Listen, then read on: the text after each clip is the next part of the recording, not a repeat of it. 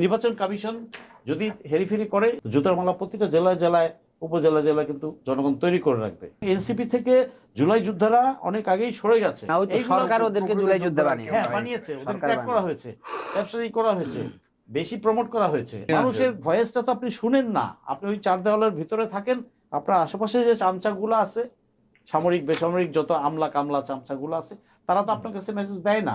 হাসিনা চলে গেছে, 300 মন্ত্রী এমপি চলে গেছে, বাকি প্রশাসন এবং অন্যান্য জায়গা প্রতিটা সেক্টরে তার লোকগুলাই তো রয়ে গেছে। এবং গত 16 বছর যারা রিক্রুট যাদের করা হয়েছে তারাই তো আছে, সিনিয়র কিছু ইয়েতে গেছে। বাট ওই এরাই তো কলকাঠি নেড়েছে, এরাই ডক্টর ইউনূসকে অনেক কাজে বাধা দিয়েছে। আমি বলি গুম কমিশনের কাজ প্রথম কয়েক মাস আগাতেই পারে নাই, আইসিটিতে থ্রেট দেওয়া হতো। তারপরে আমরা দেখেছি যে অপরাধীদেরকে আনা যাবে না, সাবজেল করতে হবে, ইত্যাদি ইত্যাদি। তো এগুলার এই দুইটা কাজে আমি শুধু এইটুকু বলবো যে গুম কমিশনের কাজে এবং আইসিটির কাজে অনেক বাধা গেছে। তারপরেও আইসিটি গুম কমিশন অনেক বাধা ক্রস করে তারা কিন্তু একটা ভালো কাজ দেখিয়েছে। আচ্ছা, পিজিআর কমিশন তার রিপোর্ট প্রকাশ করে সাবমিট করেছে, কিন্তু এটা আনক্লাসিফাইড রিপোর্ট। আপনি এখনো কেন প্রায় 1.5 মাসের বেশি এখনো কেন এটা আপনি পাবলিকলি করেন নাই, জনগণকে কেন দেখান নাই?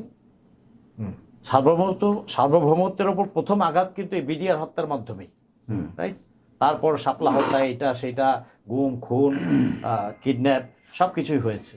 তো এই যে আমরা ভারতীয় আধিপত্যবাদের বিরুদ্ধে জুলাই আন্দোলনের মাধ্যমে আমরা আধিপত্যবাদ মুক্ত হয়েছি, এরপরে দেখা গেল যে আগের ওই যে ওরাই বসেছিল, ওরাই আমরা জানি, ভাইও জানেন কারা কারা এইদিকে গেছে, উত্তরপাড়া গেছে, আসছে গেছে, আসিফ নজরুল সাহেবগঞ্জ, এরা কত কি মানে পর্দার আড়ালে অনেক কিছু চলেছে।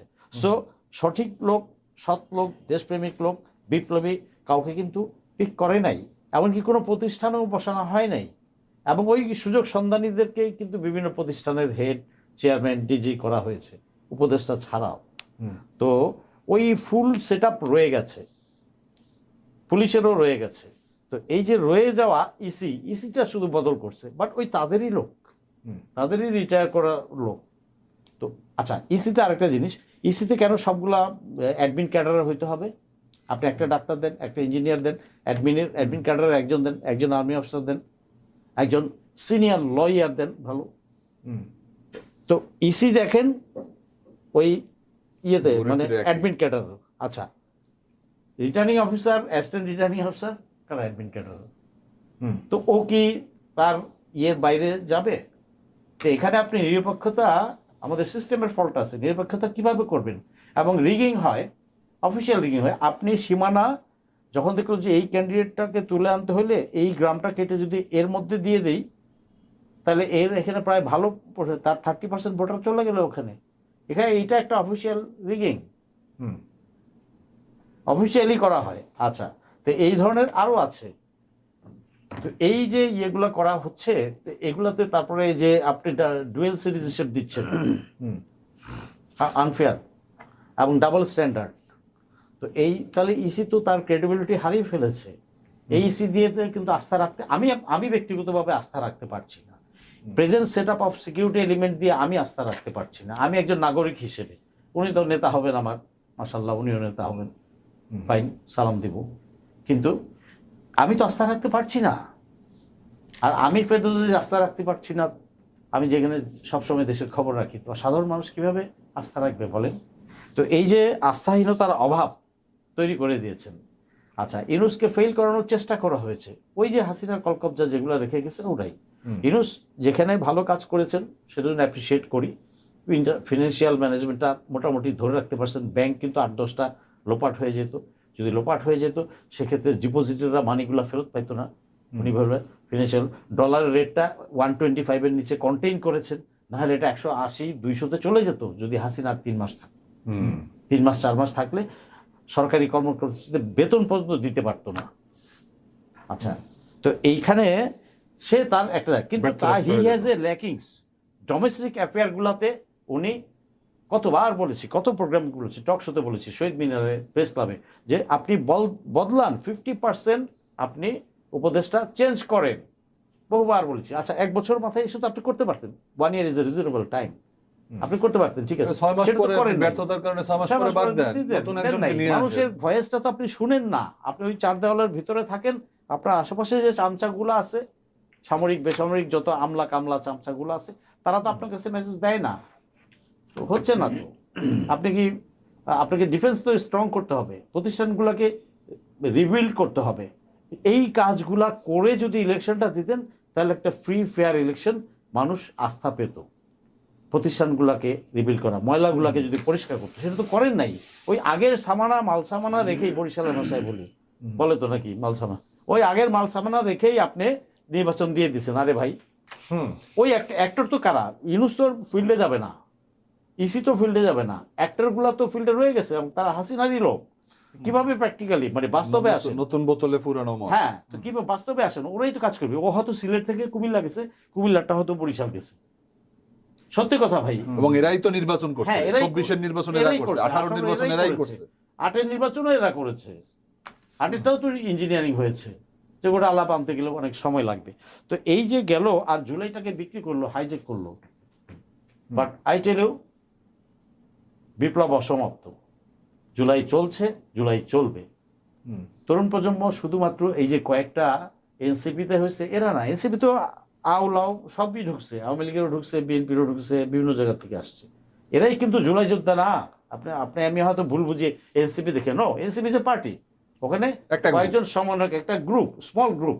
এবং এনসিপি থেকে জুলাই যোদ্ধারা অনেক আগেই সরে গেছে, তাদের ওই যে ইনিশিয়াল কিছু এনসিপি শুধুমাত্র না, ওদেরকে ট্র্যাপ করা হয়েছে, লোভ দেওয়া হয়েছে। না, ওই তো সরকার ওদেরকে জুলাই যোদ্ধা বানিয়ে, হ্যাঁ, বানিয়েছে, ওদের ট্র্যাপ করা হয়েছে, ট্র্যাপসারি করা হয়েছে, বেশি প্রমোট করা হয়েছে, এবং তারা কিন্তু ট্র্যাপে পা দিয়েছে। তারা ট্র্যাপে পা দিয়েছে, এজেন্সিগুলা করুক বা অন্য যেই করুক, তারা ট্র্যাপে পা দিয়েছে, যেই কারণে এই বদনামটা হচ্ছে। আপনি জুলাই উপদেষ্টা বানাইলেন, প্রাইভেট ইউনিভার্সিটি থেকে কেন নিলেন না? সমন্বয় ওই 6টাই। ঢাকা ভার্সিটির আন্দোলন তো ভার্চুয়ালি 20-25 তারিখের পরেই কিন্তু অফ হয়ে গেছে, যেহেতু হলগুলা খালি করে দিয়েছে। জুলাই আন্দোলনটা শেষ তক কারা কারা এফোর্ট করেছে? Let me speak the truth. Private ইউনিভার্সিটির ছাত্রগুলা, সাধারণ জনতা, রিক্সাওয়ালা, সিএনজিওয়ালা আর মাদ্রাসার ছেলেগুলা। আমরা কিন্তু বলি না এগুলা, অথচ তাদেরকে কিন্তু এরা একটা স্টেক দেয় নাই। ছাত্রর চেয়েও কিন্তু শ্রমিক বেশি ছিল, বেশি ছাত্র হয়তো কয়েকশো, বাড়ি 70% জীবন কিন্তু তো শ্রমিক।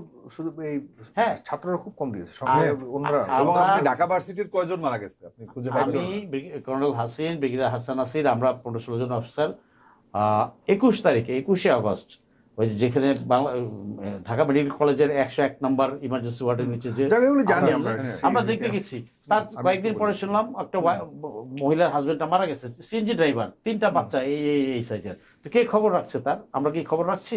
রাষ্ট্র কি করেছে তাহলে? এই ইউনুস গভর্নমেন্ট কি করেছে? স্বাস্থ্য উপদেষ্টা কি করেছে? তাদেরকে যে যত যাই বলুক, জুলাই যোদ্ধাদের অনেক ট্রিটমেন্ট করা হয়েছে, কচু, কিছুই করা হয় নাই, কিছুই করা হয়নি। তো এর পেমেন্ট তো দিতে হবে এদেরকে। আচ্ছা, আর নির্বাচন কমিশন যদি হেরিফেরি করে, ডাবল স্ট্যান্ডার্ড, তার ইলেকশন কন্ডাক্ট করার কোনো অধিকার নাই। ডক্টর ইউনুসকে এটার ব্যাপারে সিদ্ধান্ত নিতে হবে। এক, আর তরুণ প্রজন্ম কিন্তু জেগে আছে, হয়তো সাময়িকভাবে তারা একটা বিপাকে পড়েছে, এইটুকু বিশ্বাস রাখেন দুই রাজনীতিবিদ, জেগে আছে। এবং তারা কিন্তু ভোটারদের 28% কিন্তু 32 এবং বিলো 28% কিন্তু ভোটার, তারা almost 1/3। Can you imagine what they can make or cannot make? It matters and you'll have to count on that. হ্যাঁ, তো এটার জন্য করতে হবে। এবং যেই যা করবে এবার, যদি নির্বাচন হয় আর যদি উল্টা সিধা হয়, তো জুতার মালার প্রেসিডেন্স তো অলরেডি সেট হয়ে গেছে, তাই না? তো জুতার মালা প্রতিটা জেলায় জেলায়, উপজেলায় কিন্তু জনগণ তৈরি করে রাখবে। আমিও যাবো ওইখানে, বিকজ আমি জুলাই যোদ্ধা, আমি রাজনীতিবিদ না, নিঃসন্দেহে আমিও যাব ওখানে। তো এটা এখন বৈধ। স্টেট যখন ফাংশন করে না, তখন পাবলিক আত্মরক্ষার্থে বা দেশের স্বার্থে মাঠে নামবে। এটাই স্বাভাবিক, এটাই নিয়ম, এটাই জায়েজ, এটাই বৈধ।